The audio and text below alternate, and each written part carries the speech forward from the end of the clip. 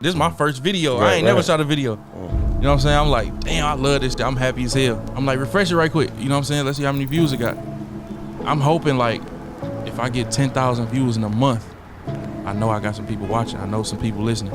I know I could gain traction. That's all I need to see is 10,000 views in a month. Refresh that shit. That shit had 200,000 views. So I just took that little piece right there. Just taking this and building around it. But making it hard. Like, how do I take this and make it hard? I talked to his auntie on the phone, and she was like, you know, my nephew, he's getting out of jail. He's got a bunch of raps that don't have beats to him. Can you build beats around the raps? And I'm like, that's my profession. And he get to rapping, and you know, he's storytelling at first, we all in, and then he get to some point, he just say, Joy roll, bitch, put the money on the 6 Mile, but then he go crazy. We just in there like, damn, what the fuck is going on? He's snapping so motherfucking hard.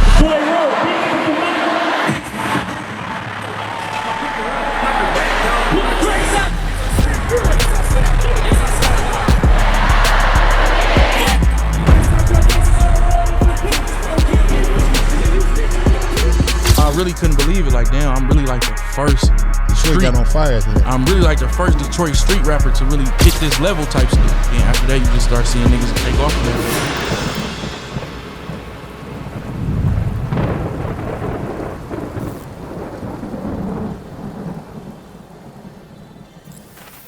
It's Detroit versus everybody. The boy Don Cannon, the #1 co-signer, here with the legend, Helluva. What up, though? You heard me? You know what's going on, baby. Detroit, this is the one you want to see. Tee Grizzley, first day out, the remake. You know what's going on, baby. BackTrak. Yo, it's Helluva with the cannon, getting shot with a cannon. If you play with him, you get shot with a cannon. I told you, I didn't know he was a rapper.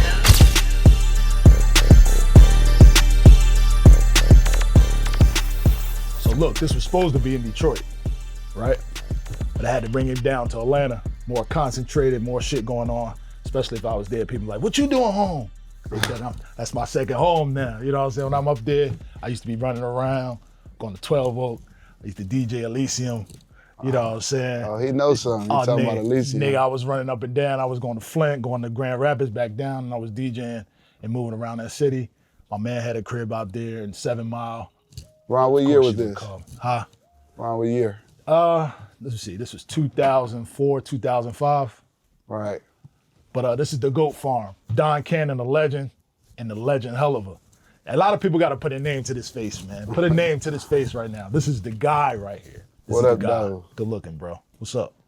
Man, you know, I be watching your shit, and I'm like, man, I can't wait to get on there, man. I'm like, I got to get my weight up to get on there and shit. Nah, you was on the list from the jump. It's just, you know, we was moving around. I was like, man, I got to get to Detroit. I got a lot of stuff going on. So I didn't get a chance to make it out there, but I definitely had to have you on there because I feel like you are the mayor of that city. Now, This is where we're going to debate, and we're going to get a lot of debates in this episode because I say a lot of wild shit. Not too controversial, but I say things like, you're the mayor of the city. Do you feel like you're the mayor of Detroit? Nah, I don't never, like, take time to just, like, really think about stuff that I be doing. I just really just be trying to be on to the next, trying to do something more. But I do feel like I contributed a lot to helping the city get on and be heard. Right, right. Let's take it back to the beginning. Young Helluva. When did you start? What part of the city you really from? School you went to? Anything you want to talk about in the Detroit aspect? Because we're gonna unpack some shit today. Just because I'm so familiar with Detroit, we're gonna get into it. So I'm from a neighborhood called West Warren, and a lot of people from the rest of the city consider it like Southwest Detroit. Okay. But it's like right on the edge of Southwest. So I went to elementary school in Southwest, and I went to a middle school in Southwest, which is Munger, and I didn't go to high school at all. Dang, you didn't go to Cass Tech?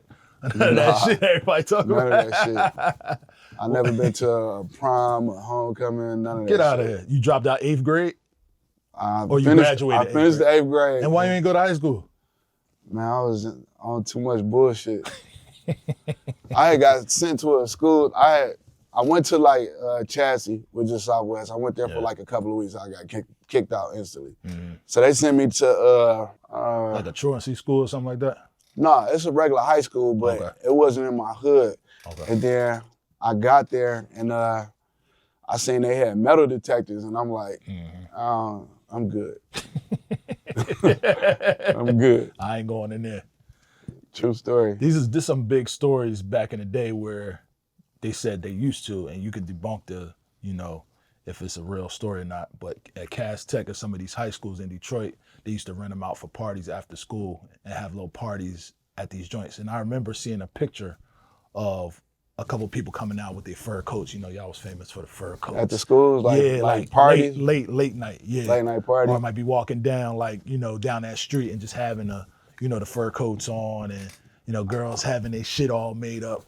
Yeah, I don't know nothing about the high school scene. Yeah. Like senior picnics, like none of that shit. Like when I be watching movies, like I love movies about school because I didn't experience that. And I be looking now like, damn, I missed out. But back then, you know, not going to school was like the thing to do. Yeah. Did you DJ or something? What made you not just stay out of school, period? Like, man, let me try it at least a year. Nah, I was like just getting in a lot of trouble. Just neighborhood shit, getting in a lot of trouble. I used to be doing little stick-ups and all type of shit.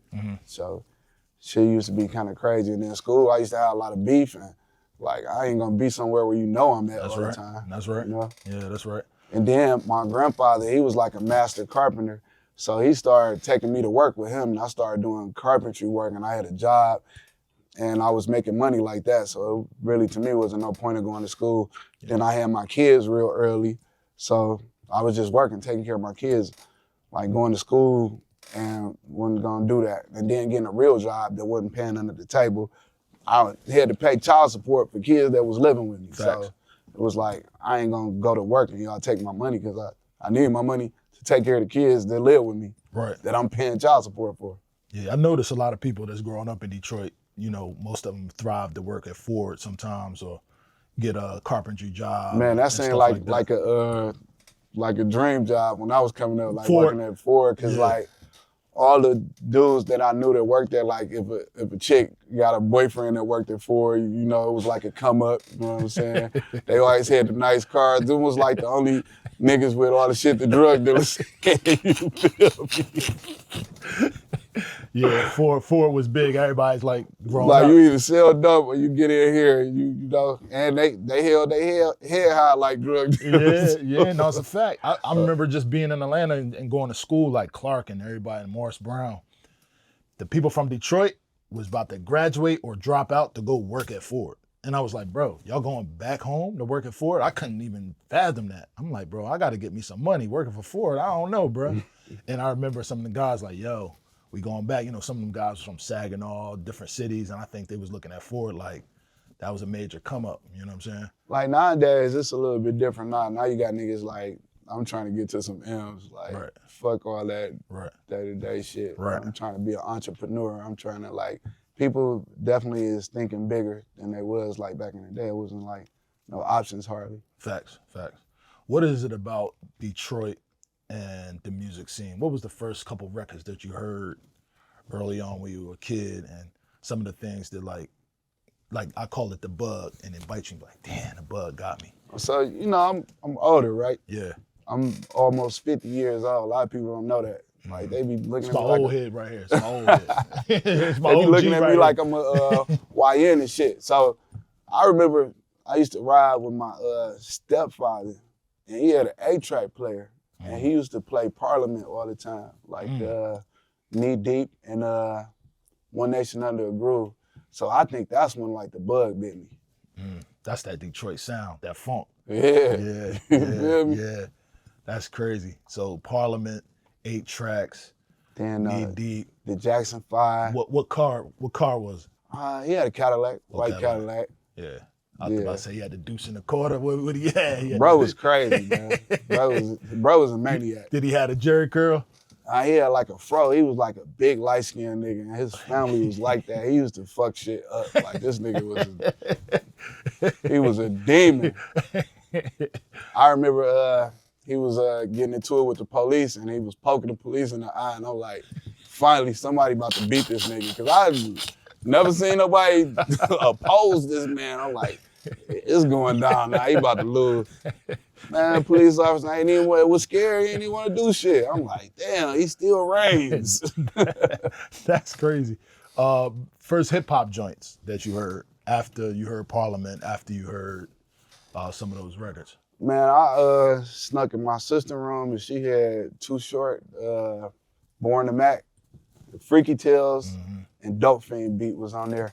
And there was like two of the best beats I ever heard. Wow. What age was that? Well, I had to be like, what, maybe 10, 9, 10. Yeah. So just like them beats alone was just like the craziest thing. And I didn't even find out till years and years later, like he was making those beats. So he was probably like one of my biggest influence as a producer. So a lot of like the Detroit sound gets compared to like the Oakland sound. Yeah. And I'm a big part of that because I was taking the Oakland shit from the top. Like, so we borrow shit from each other, but yeah, y'all share that connection for sure. I definitely was the nigga stealing. Yeah, y'all share that. Like E40, and Banks, all that shit. I was on top of all of it. Everybody don't know this, but Too Short, Pimp C made a lot of their own beats. You know what I'm saying? And that's some of the things that I wanted to bring out because a lot of people don't mention that. But even Exhibit being from where he from? You know what I'm saying? Where he from? And then he had Oakland and he coming back. You remember he said he was from Detroit and the whole Detroit jumped on him? I felt bad, but I was like, okay, Exhibit, you ain't been claiming us though. Yeah, but I'm just saying like at some point, you got to put your arm around him, especially then because it was like, he was the man then, you know what I mean? Yeah, but some shit. Detroit felt like, why you ain't been done that? Yeah, any city like that, Philly, Detroit, we all gonna be like, hey nigga, you know what's up. You know what I'm saying? But y'all got that connection with Oakland and LA. Like a lot of the vibe is the same. Why do you think that? You think it's because of the funk? Do you think about? Well, like a lot of cats from Detroit, like even Blade and them, was going out there and they was doing their thing. And they was picking up the slang and bringing it back and vice versa. And when I finally went out there, it is like a lot like Detroit. It is, it's similar. Gators. Yeah. You know what I'm saying? What's up with the Gators, man? They still doing that? I had on some the other day. Where was you going? Church? I was at a wedding. Oh, okay. Niggas was giving me props though. Oh, so you brought them back. I see you got the Gators. I went and switched before I went to the reception though. Gators, how about the Buffies? They still on the Buffies, huh? Hell yeah. Yeah, that's never going nowhere. That's how we used to identify Detroit motherfuckers. If they getting a little bit less dangerous, but like when I was coming up and my kids was young, bus was so dangerous, like glasses, I just kind of like trained my kids not to give a fuck about glasses because if my son is just walking around outside with some glasses on, like his life is in that much more danger. Yeah, that's right. Yeah, I remember walking in the mall up there and it was like, bro, listen, if you're gonna grab them, don't wear them while you out here. Take them back home. They going crazy out here for them joints. Yeah. And that's how we identify them. You know what I'm saying? I remember back in the day, it was like two things that I wanted when I went to Detroit when I DJ'd. I wanted an Al Wassam jacket and I wanted some Buffies. I never could get the Buffies because they never looked right on my face. Like I was like, oh, I'm gonna pay $2,000 for some glasses. And then I was trying to, you know what I'm saying? I had a Philly cut, but then I had the Buffies. I wasn't even really, you know what I'm saying? You still don't want none? I mean, I'd probably get some now. But I still feel like, you know what I'm saying? I'll be perping if I get them. You go prepay for you some buff somewhere. You just go, you gotta get the right size and all that, you know? Yeah. The culture, let's talk about the culture. We hear a lot about 7 Mile, 8 Mile. People don't know what the mile means. Okay, explain to them what that means. People saw the movie. It wasn't a huge explanation of what it means, but there's some territories and things like that. So like people that ain't really familiar with Detroit, all they know about is like the movie, so they'll be like, what's up with 8 Mile? Like that's the first street they asked about. But the first street you said was like 7 Mile. So that's how niggas know like, oh, this nigga really like fuck with the D for real. Yeah. So you say you had like stayed on 7 Mile? So Woodward and Stahalin, my man stayed over there, I think, you know. And he used to be off the there? record, they was the streetwalkers at the time. They was out there, you know, a lot of prosties and all that. They was moving around. But that was where we would go see him. We'd slide, you know, his peeps lived in Flint. We'd slide out there, but we moved around a lot and went to the clubs. But that was like where we was at. And I didn't understand it then. And he started taking me to different record stores and shit out there. So 8 Mile is like the borderline for like the suburbs Right. and like the hood. Right. You know, if you like stay across 8 Mile, then you doing kind of like, And then 6 Mile, right? Yeah, you got 8, 7, 6. Then you got Finkel, which is considered 5 Mile. Yeah. Yeah. And you're at where? Warren, which is like the edge. Okay, the edge. Okay. Yeah. When I was out there also, I learned a lot about Detroit and the music scene. There's so much going on. So you got Hitsville, right? Uh-huh. Then you got Jay Dilla, and you got Slum Village. Yeah. But then you also have the street. Exactly. Where did you learn most of? I would say the street, but did you learn anything from House Shoes, for instance? House Shoes was the guy that was supplying all the sample records for all the real hip hop people up there, Black Milk and all of them at that time. Yeah. Did you learn anything from them? I definitely like learned from like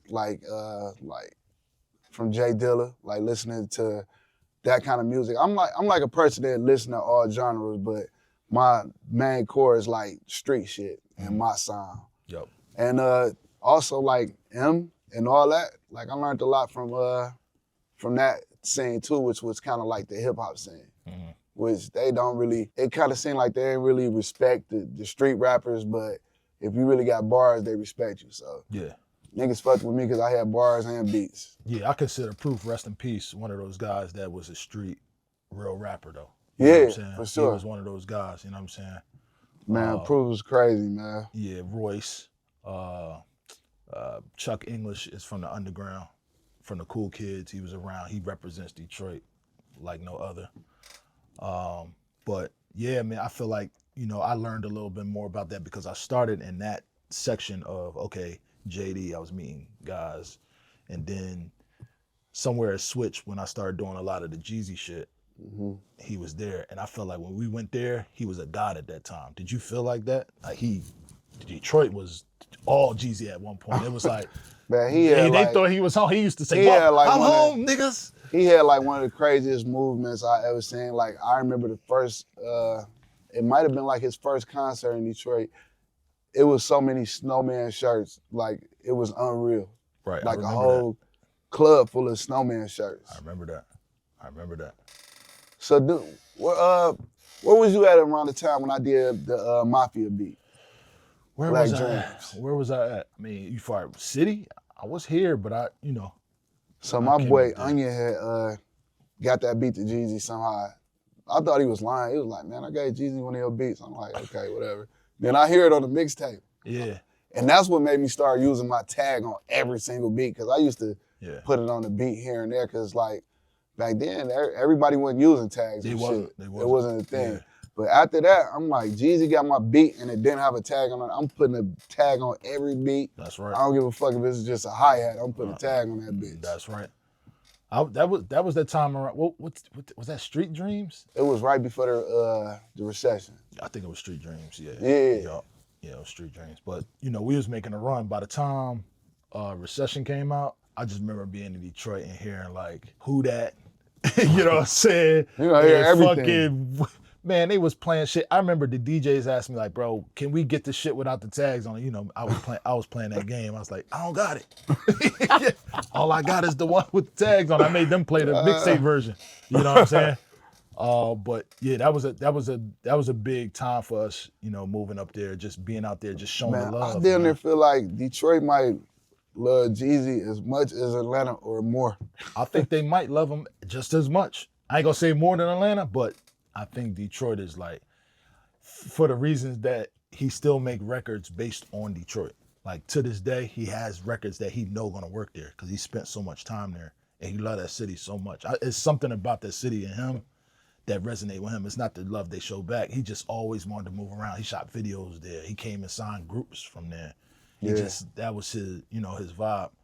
But I think that is when I saw a turn, like, for the biggest thing when you start seeing the guys coming through, Blade and, all those guys coming through and making Detroit like a little bit more rough on the sound. Yeah. What did you see in that time period when it started making a transition into, street shit? Well, I never knew if it was gonna ever be accepted anywhere else. Cause I was at a point where I had just kind of like gave up. Like nobody out the city, they never gonna fuck with my shit. They never gonna fuck with our sound. You know, one of my favorite cousins is I got more people in Georgia down there than I do in Detroit. Oh shit, okay. So I would come here with my cousin and I'd be playing shit for him. They'd be like, man, this shit too fast. Like, there's always just something wrong with it. And it was a point where he had moved me here to Atlanta. I had stayed here for like a year and they just wasn't really fucking. What year was that? 16. Oh shit, you was out here, okay. Yeah, so I would go to the studio and I'd be playing them Detroit type beats and they wasn't fucking with them. My cousin would be like, man, cuz, you gotta get eating what they want, man. That Detroit sound, you gotta get them what they want, man. You gotta do that Atlanta shit, man. I'm just gonna tell you. Yeah. But one thing though, living here for the time period I did, I studied like the Atlanta music so much. Yeah. And I picked up a lot and I added it to my Detroit sound. Yeah. And when I went back to Detroit, I just couldn't be fucked with at all. Mm-hmm. I learned a lot of shit. I learned how like the kick and the 808 in Atlanta is not married to each other. Yep. They be doing different shit. Yep. The snare is not married to the beat. It might pop in and pop out. I learned that too. I added that to my shit. Once I added that to my shit, it was over with. And then, like, I would notice like our quality wasn't good as like everywhere else. Not the street shit, you know what I'm saying? It wasn't up to par. So what I did was I had my cousin buy a beat from Zay Tobin. I didn't even really care about the beat too much. My son was rapping then, we was gonna use the beat for my son, but my whole purpose of my cousin buying this expensive ass beat from Zay Tobin to learn was to take the nigga drugs. Cuz, make sure you get the track out. Get the track out. He wanted the drums. Once I got the drums, that's all I use. You know what I'm saying? So I owe a lot to Atlanta. You feel me? Yeah. Shout out to Zay too, man. Bay representative as well. Like when I first moved here, I was like so homesick. Like I hated it at first. Why? Because I'd never been away from home like that. Like me and my kids, my cousin used to come over like, man, y'all getting skinny in this motherfucker. Me and this bitch depressed. But you know what started making me feel better? I started listening to 21 Savage CD. Mm-hmm. And that shit just made me feel better. Mm-hmm. Like this nigga is like I could relate. He a real street nigga, he tough, you know what I'm saying? Yeah, one of us, yeah. Yeah, that's what it felt like he one of us. So that made me feel more at home, just listening to 21, talk that shit. It's a lot. In 16, it was a lot though. You had, Jeezy was still making it, 21 was there, Thug had some shit. But I could see the 21 giving you the home feel. Yeah. Just because of what he does. It's something about it that feel like Philly to me when I listen to it too. You know what I mean? He made me feel like less homesick, and he also made me feel like just the Atlanta vibe. Like I started just liking it more. Yeah, yeah. First record you made, first beat you sold in your career. That was like $100. You mean like first real beat I sold, or $100 beat?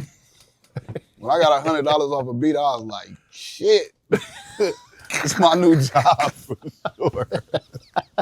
$100 fucking dollars. Then you said, that nigga said, yo, how much you want for the beat? You said $100? What did you say? You just said you wanted 100? Yeah. Huncho. Yeah.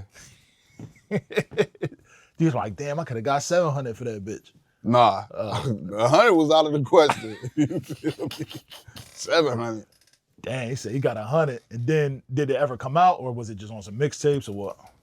Yeah, it came out. Like I was working with this dude. He had a label called City Click Records.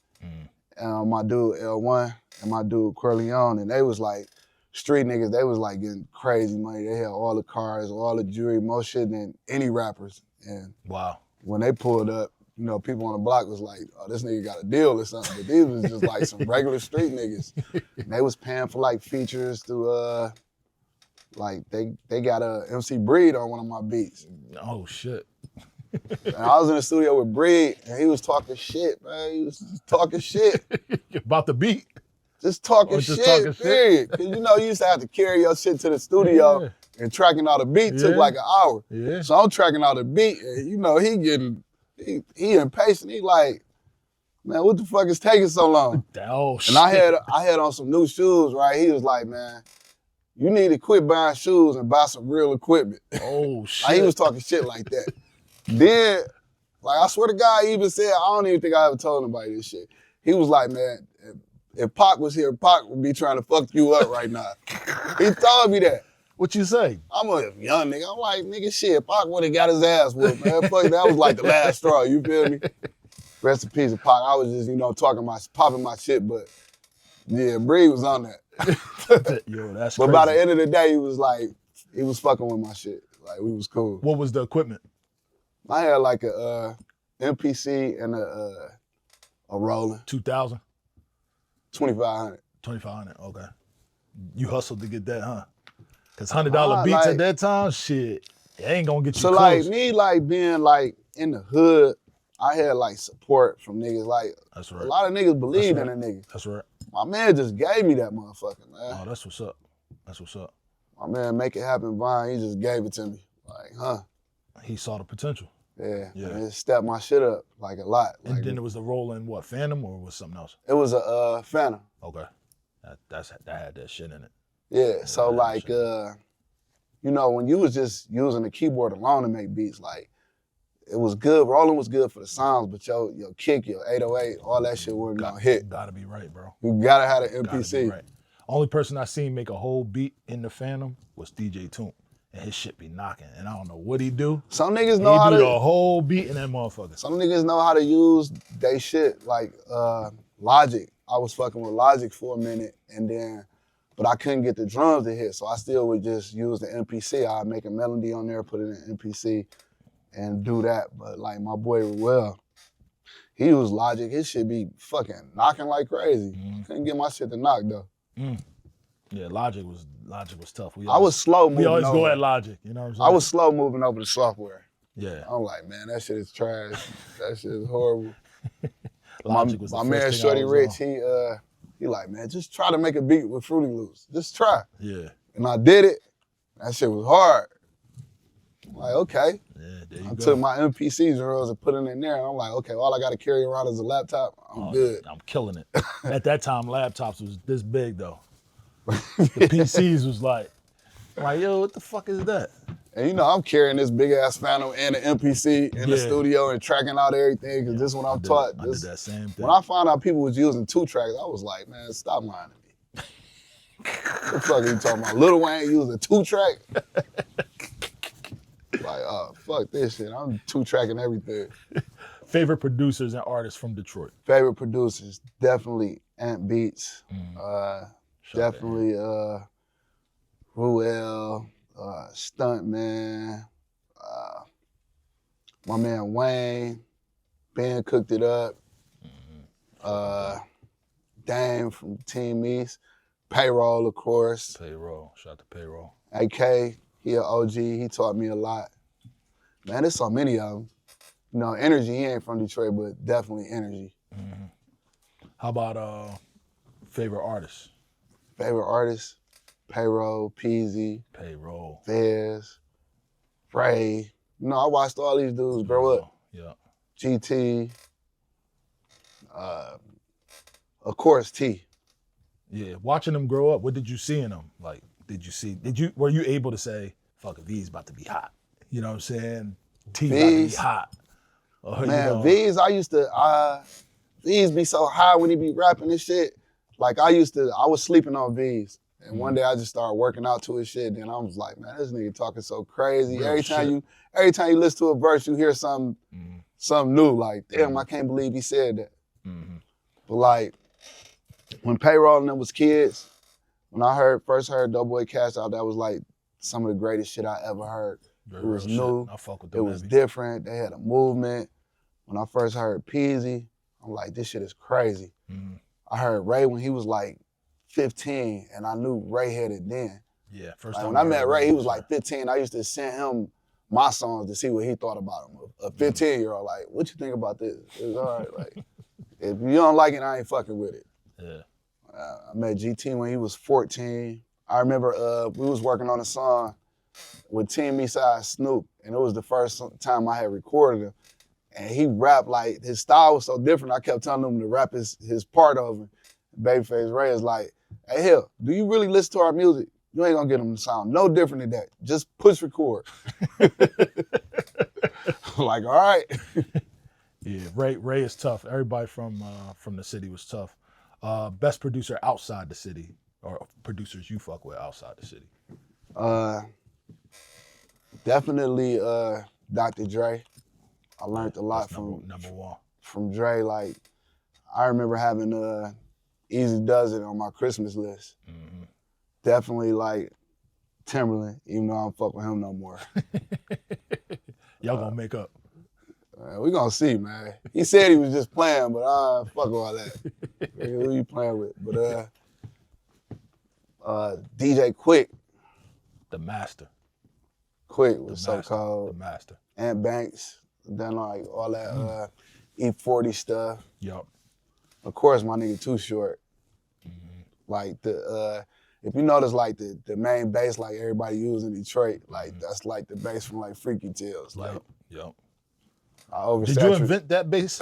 Because I'm like, man, I oversaturated that shit. That's what I did. I'm like, bro, everybody I listened to like that said, yo, Helluva did this shit first, bro. He might have invented the shit. I remember hearing it, but it just sounded different from what it was back in the 80s and 90s. So it's like outside the city, I think like people was listening to the Detroit shit like, man, this shit all sound the same. Yep. And then after first day out, people just really tuned in like, man, let's see what else they got. Mm-hmm. Yeah, it's very similar to some of the East Coast street records that I was hearing, like Meek Mill and them doing. It was a similar sound, but the bass wasn't just there. It was a different bass. Yeah, you know what I'm saying? For sure. Early Detroit too, I forgot to mention, because they probably gonna air me out for this. The dance, the jit, and fucking ass and titties in those records. Man, I love that song. Yeah, that's a sound that need to come back for real. Yeah, like because that was like they ran the city. That was a part of the city. You know what I mean? I'm on it right now. I'm on it. So like that and like Chicago was the footwork. Yeah. Yeah. Yep. Cause like what song is that? Let Me Bang. Like it was playing so much in Detroit. Yep. You couldn't tell me that record didn't come from Detroit. Yep. And it come from Chicago. Yep. Yep. Cause they always saying like, y'all copied our shit. You'd be like, man, y'all copied our shit. They would go back and forth, but I'll always beat the argument. Being in Atlanta, I'd be at those parties and I would play footwork and they'd be like, that's too slow. You know what I'm saying? Then I knew the difference between the two. You know what I'm saying? Yeah. Because Philly had some joints too. We had Percolator and all them joints. Percolator come from Philly? They played it mostly in Philly. I think it was a Chicago record. Yeah. And then we took it. But we had Jersey, had their own shit. Baltimore had their own shit. So everybody was dancing, but it was all different tempos. Mm-hmm. But I feel like in Detroit, if you bring that back, it's showing another side too. You know, Philly just did it when he was doing, the silly little dance. Yeah. The shit they was doing and Just Wanna Rock with Uzi and them. Like it became a new, fresh sound for, Philly and Jersey. I think that would be a fresh sound for Detroit. Yeah, like, I'm on top of it. Kids. All right. I gotta let you hear some records. Moving a little bit forward to the Tee Grizzley record. Was that something that you tailor-made for him, or was it something that you was like, you had in the tuck and you just gave it to him? Nah, I had just moved back I was in a process of moving back. I talked to his auntie on the phone, and she was like, my nephew, he's getting out of jail. He's got a bunch of raps that don't have beats to them. Can you build beats around the raps? And I'm like, that's my profession. If I can't do nothing, I can do that. So she brought him to the studio. He was looking all rough and shit. Me and my niggas there, we mugging him, trying to check him out. And he sit down, he get the beating on the table, and he get the rapping, and he's storytelling at first. So we all in, and then he get to some point, he just say, Joy Road, bitch, but the money longer 6 Mile, but then he go crazy. We just in there like, damn, what the fuck is going on? He's snapping so motherfucking hard. I ain't telling him how hard I thought it was while he was there, but after he left, I'm like, God damn, that nigga just went crazy. But But before he left, I was like, you know, I had your beat for you tomorrow. So after I heard it, I'm like, we just got to do Dreams and Nightmares on some Detroit style Did shit. he know who you was then, or? Oh, yeah. Okay, so he already knew. Definitely. He already knew. Okay, cool. Yeah, he was telling his auntie, like, man, don't go try to fuck with dog. He gonna be charging too much. You know what I'm saying? She like, nah. She had a check. She like, nah, we gonna fuck with him. Smart move. But I experienced that in Philly when we were sitting there getting ready to, you know, to let y'all know we were supposed to double back and do this in Philly. Things permanent, we couldn't get some shit done, but he had called you and sent you a voice note of a rap, right? You remember that? Yeah. He sent on the couch. He sent you a rap, and I'm over here, and I'm like, yo, this how these niggas work, bro? Niggas send him a voice note, and yeah, he to like, this day. That's crazy, bro. Yeah. What's that like? What's that experience like to do something based off a voice note? Well, I just be hearing like the music in my head. Like as soon as he started rapping, I could hear like the whole beat already made in my head. So it's just taking what's in my head and making it physical reality at that point. Damn, that's dope. Would you say that's your biggest record? Oh, 1,000%. Hood and streaming wise. Yeah. Hood, it took over because Dreams and Nightmares was the one. Before Dreams and Nightmares, like as a DJ, that's where my timeline went. It went the same reaction I had for Jeezy, You Don't Know, was that then. Then it was Air Forces and Trap or Die, right? Then it was Waka Flocka. And I always say this, Hard in the Paint and Grove Street Party gave me the same reaction when I was DJing, right? Okay. Then we moved into Dreams and Nightmares, and then we moved into Tee Grizzley. When Tee Grizzley came, that kind of like set the tone for everything. Yeah. That set the tone for everything. My man Joseph had put it on his platform. Like in Detroit, that's where everybody would send their videos and he upload them. And he had called me that night and was like, "Hell, what's your biggest record?" And I named a few records and he was like, "This your biggest record." I'm like, "For real?"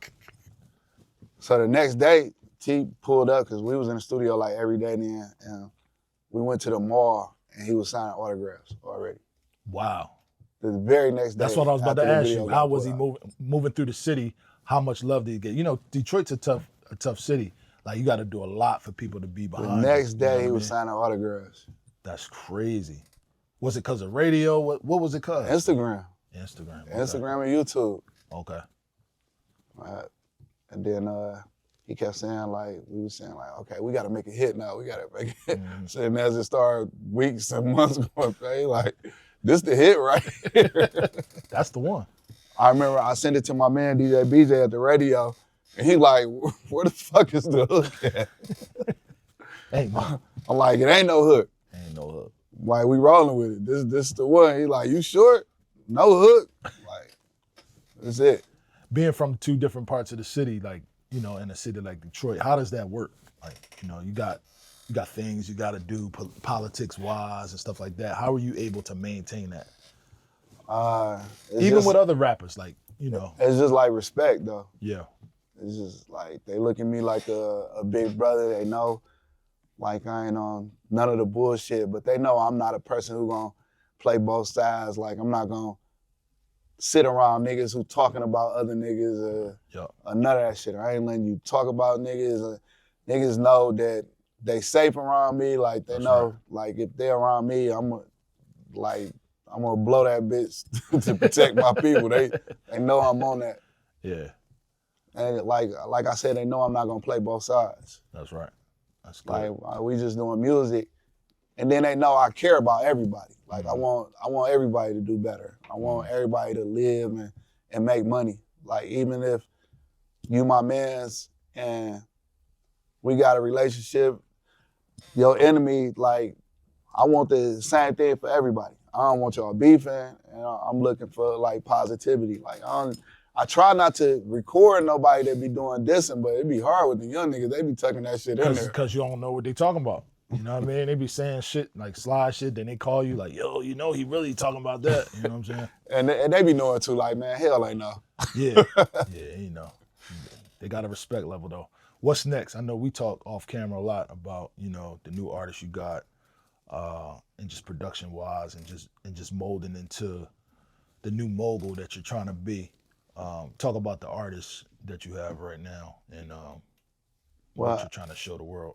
I got a white girl from Dearborn, and it's just another part of like the Detroit, like the Michigan sound. Like Dearborn is a city like right next door to Detroit, and it just was interesting and unique to me because you got a white person who like just grew up off of the Detroit culture. Yep. At first when I was like hearing her and I met up with her, I was surprised she was doing the Detroit style at first, but then when I met her and realized like, okay, you know every single Sada Babyface Ray song by heart, you a real studier of music, I realized like this is real. Like, cause if it was like some gimmick shit, like I wouldn't even fuck with it at all. Yeah, she really love it, huh? So I just want to show people that how the Detroit culture has reached, like not just people in the hood, but just some of everybody now. Yeah, nah, I like that. I like that approach. Outside of the artists, what's your next moves? I definitely been signing like producers. I want to get into in the film. I want to score and produce movies, and just move like the whole Michigan way. Just move it forward. You got to start in Michigan, man. It's a lot of shit to tell in that story, bro. A lot of it, up and down. Like I know it. I've been through it. I've seen it. Live and Die Hip Hop is one of the segments that I do. I have multiple stories. I tell them all the time, but I'm gonna just start here. I got locked up for hip hop. You know what I mean? We got raided. You know what I'm saying? Yeah, that shit got real. Nah, shit was real. And it got scary for everybody. It got scary for everybody. But I tell this story, you know, I got one when I was little. I was happy. My mom used to give me grocery money, and I used to go to stores, steal the groceries, and buy records. You know what I'm saying? You got any stories like that you did? You put everything on the line to do this hip hop shit. Well, I definitely used to hit the mall and steal like cassette tapes and like all type of shit. But like the guys who I was telling you about when they first did the record, like Breed and shit, like them niggas was like heavy in the streets. Like so, just like being around them, like was like kind of like a real danger. And like anything could happen. Cause my man L1, like I went to see him and you know, he used to look out for me. Now I'm a single parent, I'm doing the music shit. I went to see him and he just gave me some money. I think he probably gave me like $1,000.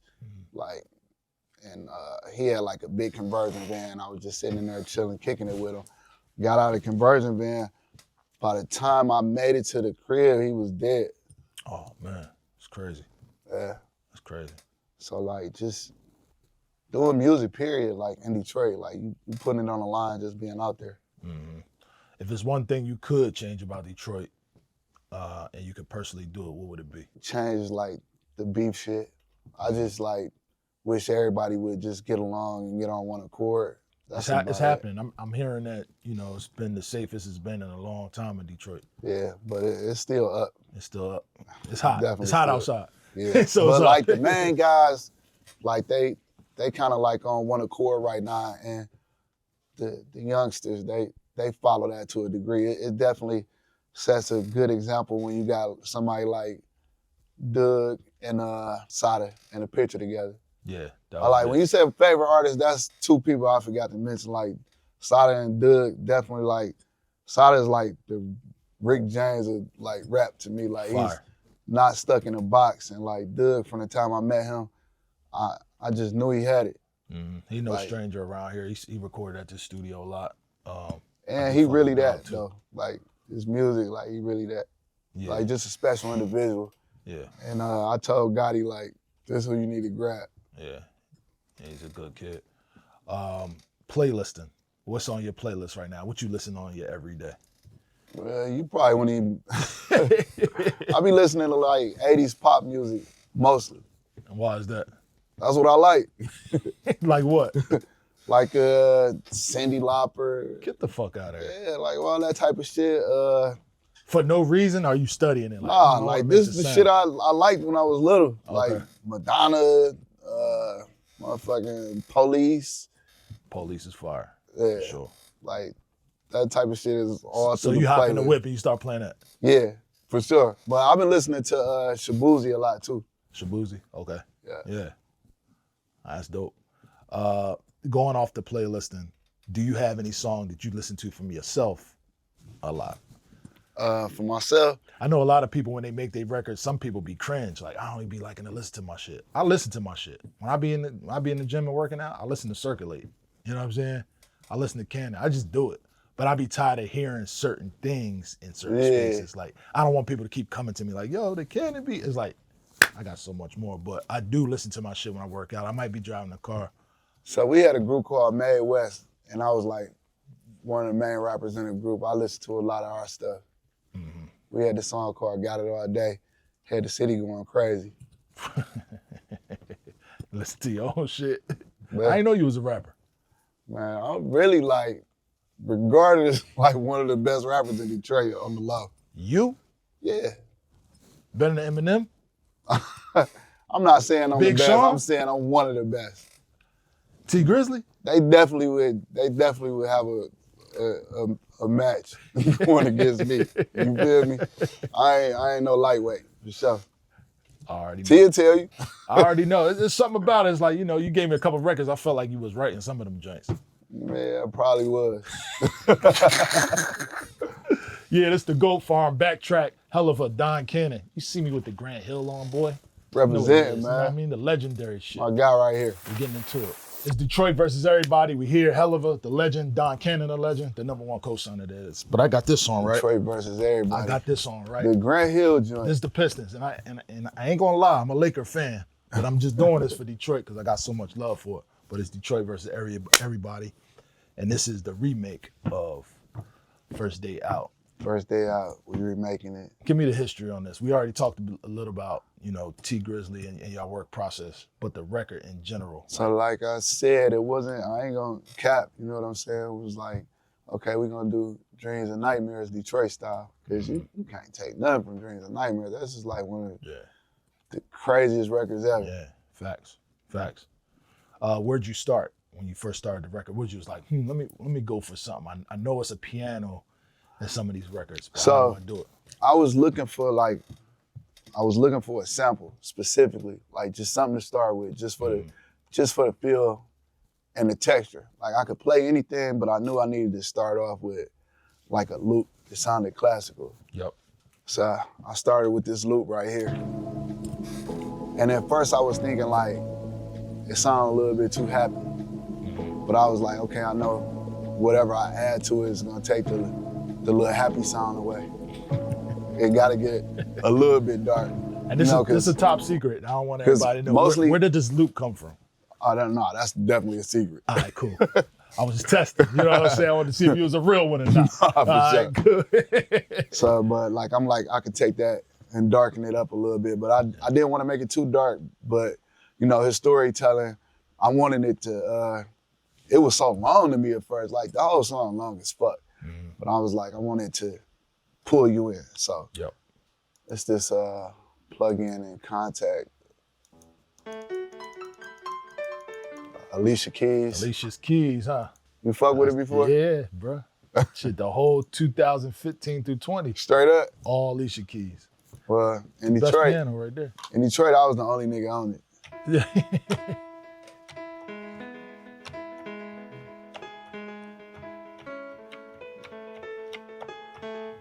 You self-trained too? Definitely. All right. Play by ear. I couldn't tell you a note. People be like, Me too. what beat is this key in? I'll be like, man, don't ask me that. Throw man. that shit mixed in key. I don't know. This FL shit, man. I still ain't got into it. I'm watching. What you using? Ableton now, but you know, I came from hardware. Like you came from hardware, but I be looking at FL like this shit different language to me.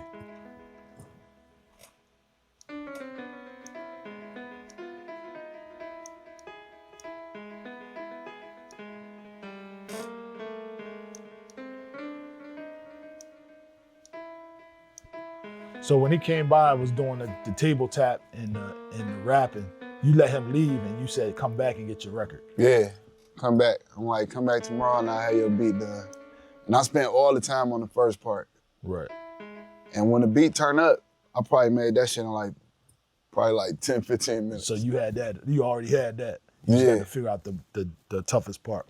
I made the beginning, and he was on his way to the studio, and by the time he got there, I had the turn up part. Mm-hmm. That was the easy part.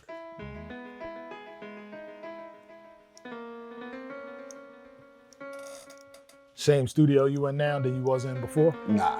Different studio? I was in a studio called United Sounds, and it actually was around before Hisville. Oh, word. Yeah. Okay. So when Hisville was made, they was like trying to be like United Sounds. So a lot of stuff that people think was made at Hisville was made at United Sounds. So it's like a historical studio. Oh, that's dope.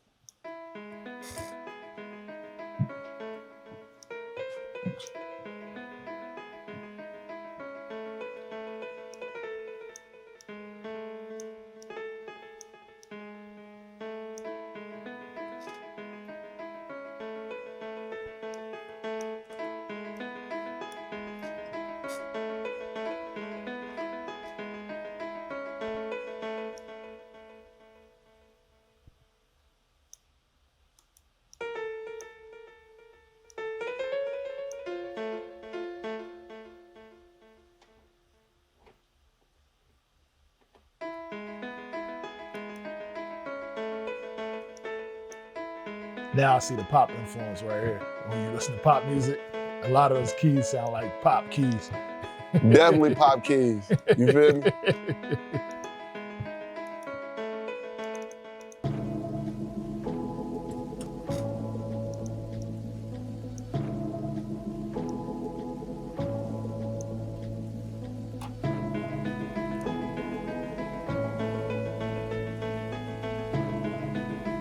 So this first part, you said this took you longer. This probably took you what, a few hours or a few day? Hours. A few hours. Okay. Breakfast. Over breakfast. Now, like I was saying, like the rap was so long, I'm like, it gave me room to say, to keep it interesting, I didn't want people to lose like interest. So I'm like, every 4 bars, I'm gonna bring in another instrument. Right. So we started out with the loop for 4 bars. Mm-hmm.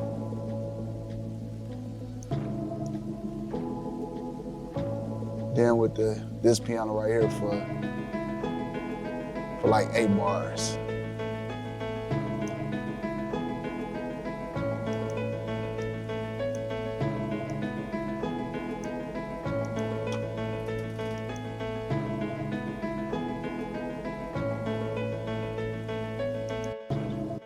Then I added a string.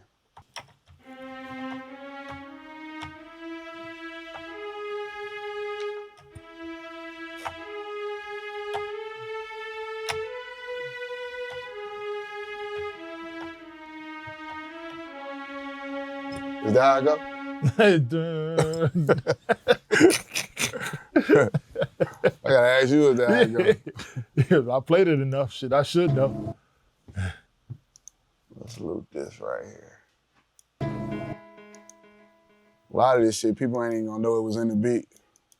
That's a lot of stuff. I mix certain stuff so well that you don't hear some of that stuff in there. But it don't sound right without it. Yeah, that's right.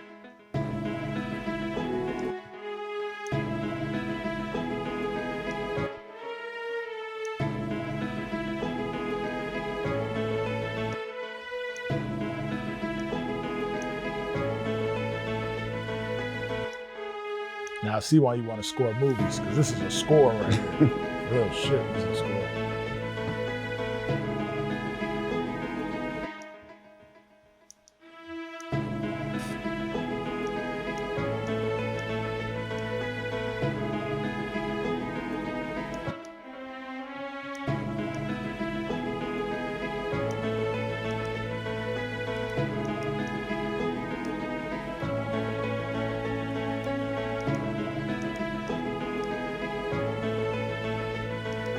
You had to have rapped on this beat. Man, Auntie wouldn't let me put the instrumental out. I wanted to so bad. I'm like, they keep remaking the beat and rap, they not gonna stop. Yeah, I want to put the real one out, bro. For sure. Yeah. Everybody and their mom gonna rap on that joint. So after that, I added a string bass.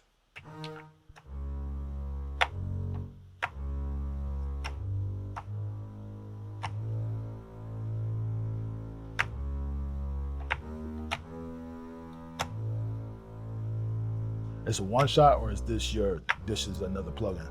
This in Contact. Contact, okay, cool.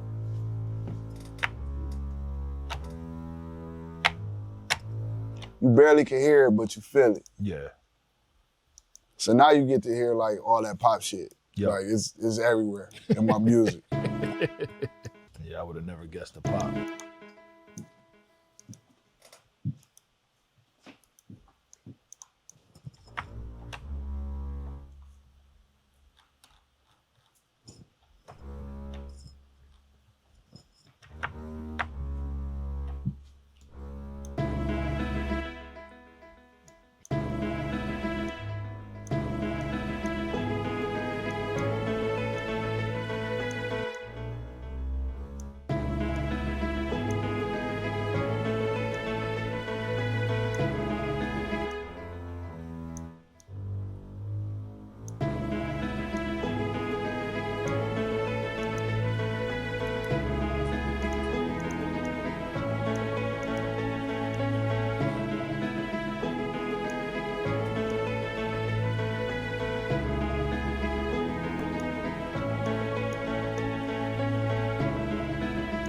How many sounds in total is in the intro?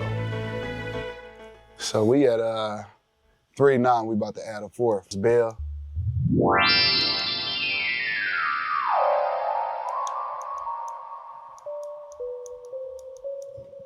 Yeah, I know that sound.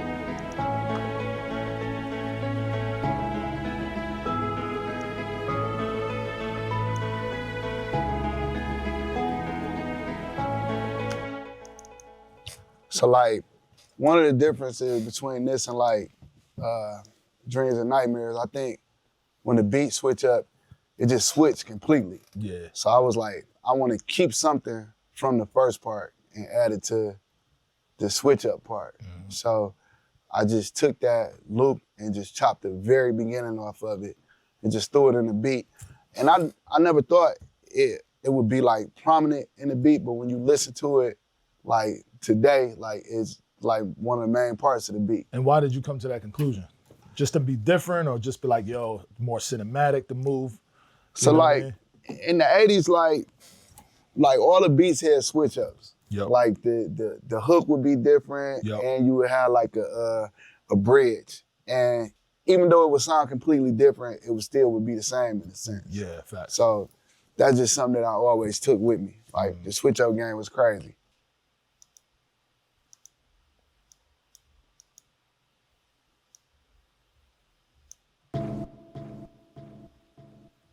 So I just took that little piece right there.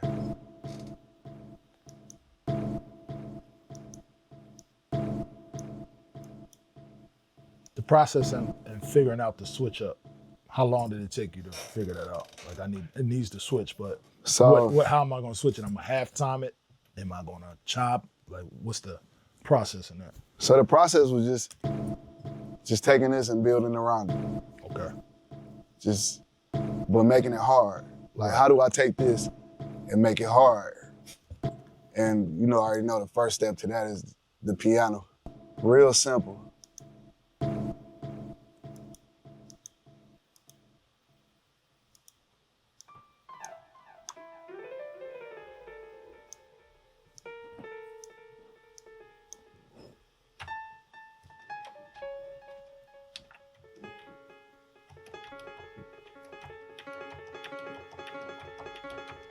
Scary movie shit.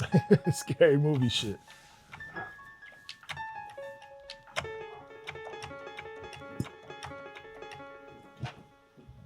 Facts.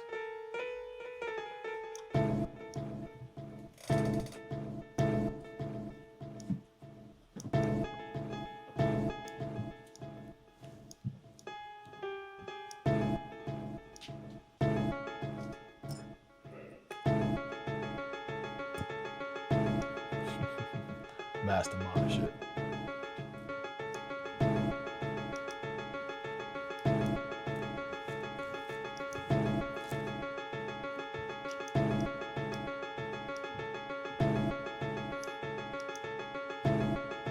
Sound like Jason coming, nigga.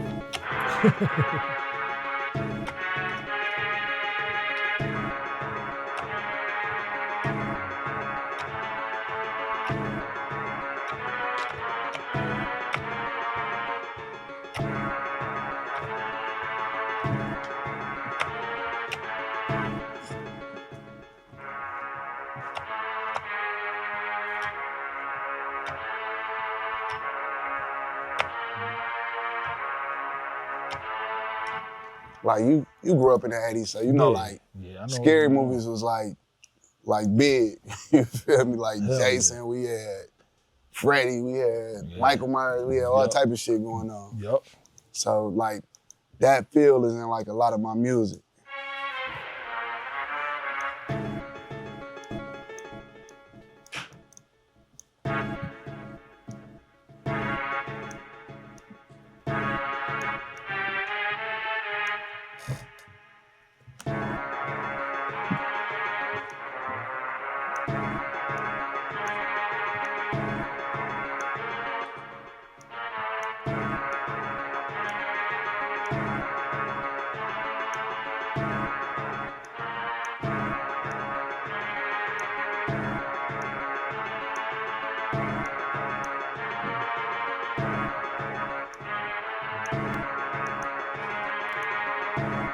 Now I'm looking at FL, the way you're making the record, I'm not mad at that. I will fuck with FL like this.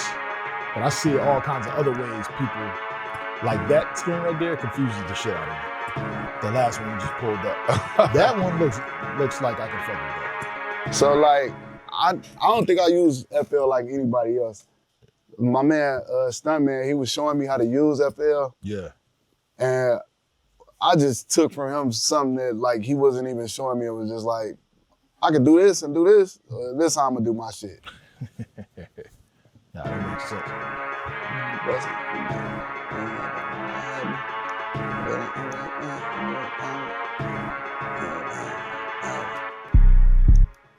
Uh-oh. Uh-oh. And it's the 808 you made. I'm just fucking around. Just fucking around.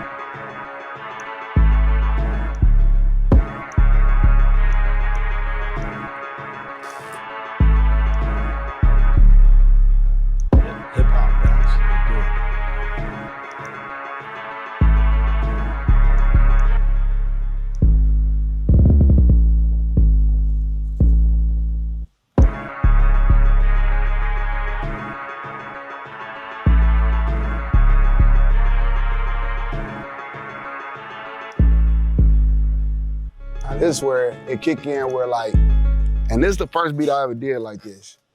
Instead of it starting off with an 808, if you notice, it start with a kick. Right. So instead of boom, boom, boom, it's kick, boom, boom. I seen that. I think I down there invented that for sure. Was that a mistake or you knew that was just something you wanted to do? I think it was a mistake. Okay. I think, you know how you putting it together and it just like sound all right. Yeah. And then it was me being in Atlanta, knowing that the kick don't have to be married to the 808. Facts.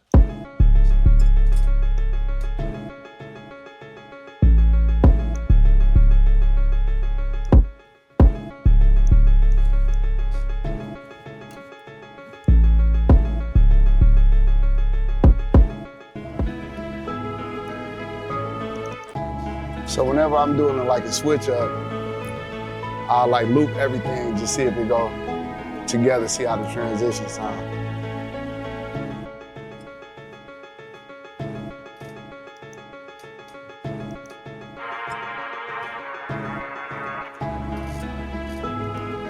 This is fucking sick, I ain't gonna lie.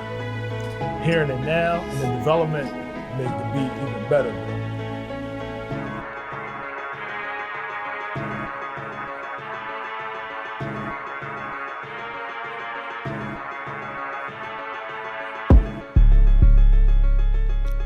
Now, here's what's special about This is some shit right here. FL. So we get to this part and he rapping.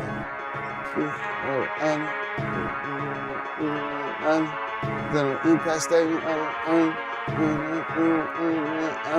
Joy roll, bitch, but the money longer 6 mile brick mile. But it was off. Right. You feel me? Right. Off than a motherfucker. He like, damn, something off. I'm like, it's the Joy Roll part. I'm like, it don't fit. Mm-hmm. So I guess he had tried to have somebody make a beat before and it got to that part and it was like, you know, it's off. The same thing. Yep. He was like, I'm just gonna take it out. I'm just gonna take that part out. Joy Roll, bitch, but the money longer 6 mile. I said, we not taking that out. Hell no. That's the best part of the song. We not taking it out. Hell no. So in FL, I just lined this up.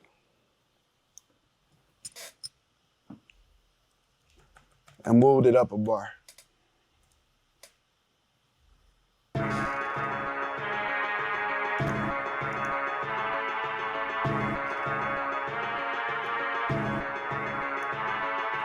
Joy roll, bitch, but the money long as 6 mile. You feel me? I see what you're trying to do right there.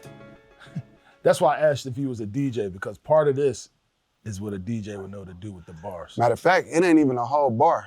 It's like, it's almost a bar. And I made it so simple, like the piano, because I was rushing.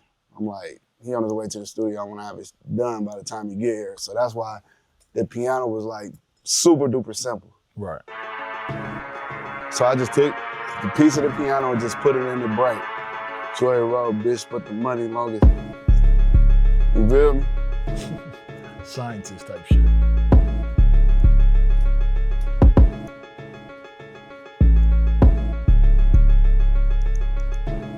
You know, we got my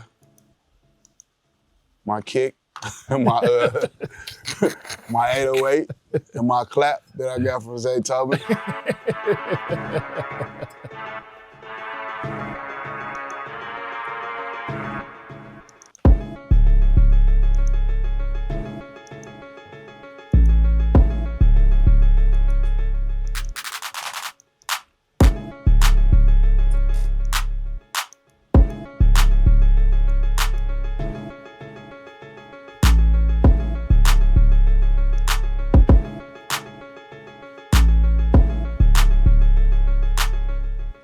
We can't forget the bark. The bark. Now this bark is me. I went in the booth. Roof. It's one of the most important parts of the beat. That's a fact.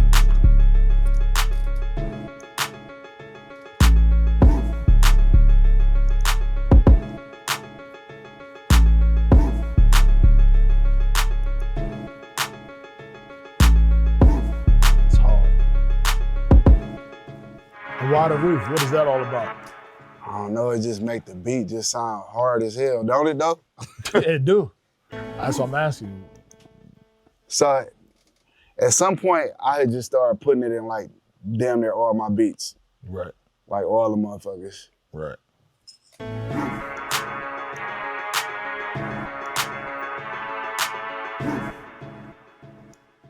And we bring back that scary movie string. Scary movie string. Hard movie.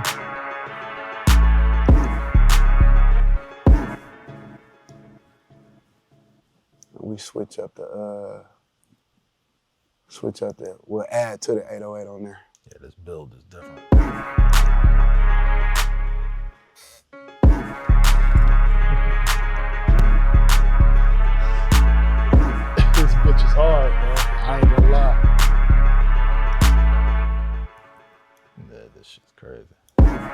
once we got here, and this is another important thing, we put the bark in more. More bark. More bark. Cowbell. More bark. That adds to the intensity.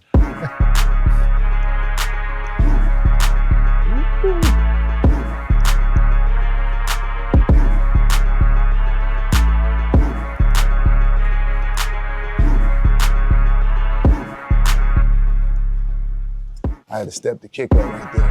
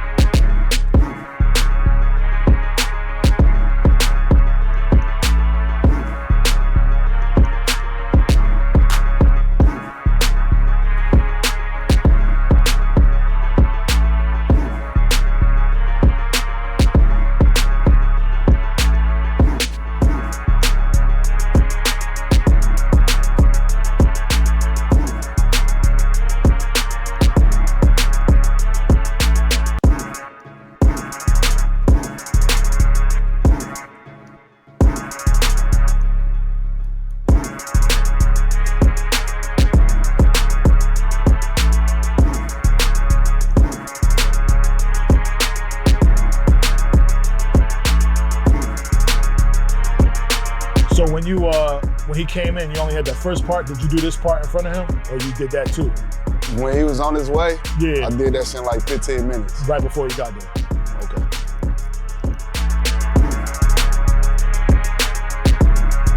All he had to do was come in and rap. You already laid it down. So that's about it.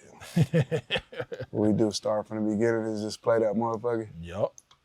Man, this shit bring back memories like a motherfucker. Yeah. Oh, we forgetting something. I was about to say, what's the last part, bro?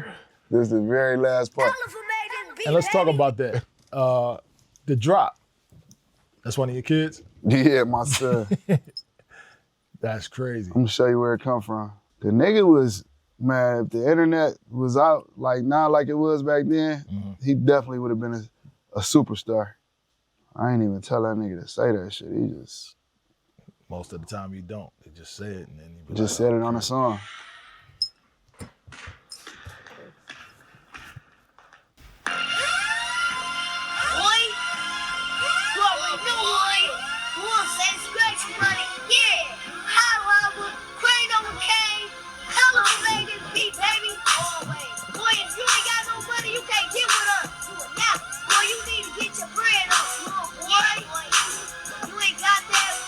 With a big Figaro on, huh?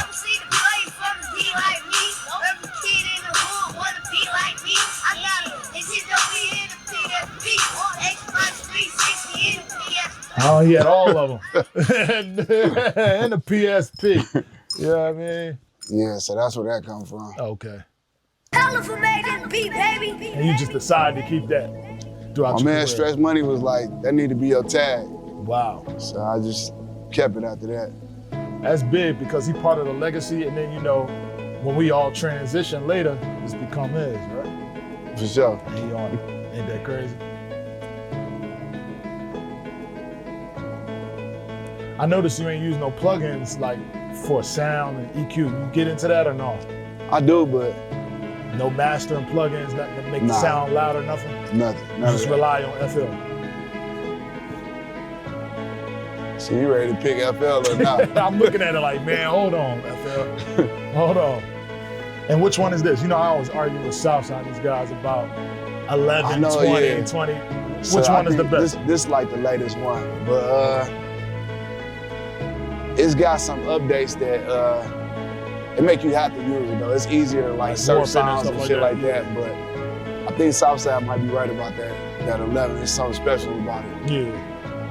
You started on that?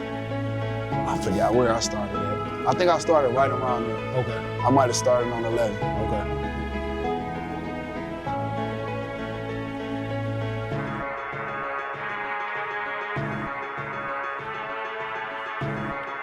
Recording engineer, did you record his raps too? Of course. I knew it, because I was like, man, we talked about that.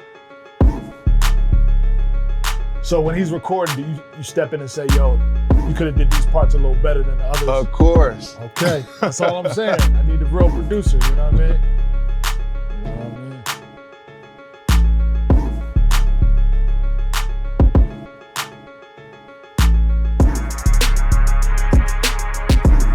So did you mix it? You had somebody else mix it? Nah, I mixed it. You mixed it too? How about mastering? There was no master on that song. The label was like, we leaving this bitch just like this. Rough. Like, okay, we gonna mix everything else, but we ain't touching this one. Wow. Wow. Even like far as what you were saying about engineering, T sent me a song the other day. He like, what you think about this?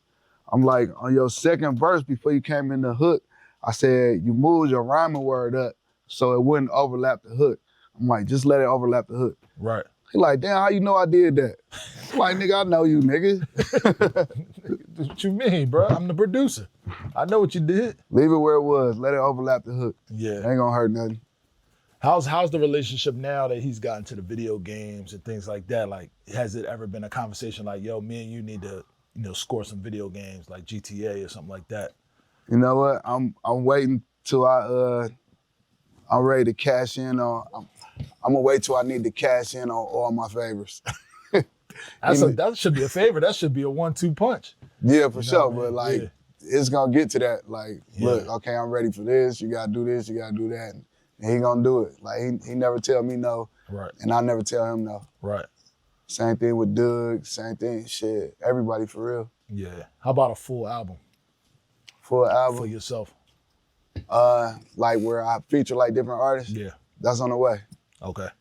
How many songs in? I might have to get in on that. Well, we like a few songs there. I definitely need you. Yeah, I definitely definitely need want you. to throw some samples in there. I need a pack. Yeah. I need a pack for sure. You gonna go for shopping the deal? You gonna go indie? I'm with Slang Music. Okay. Yeah. I fuck with Slime. Yeah. That's dope. So we're gonna do it at Slang. All right. Just a remake. Legendary. Helluva. Don Cannon, #1 co-signer. This is the GOAT Farm, by the way, on BackTrak. You know what you see it. Detroit versus everybody, baby.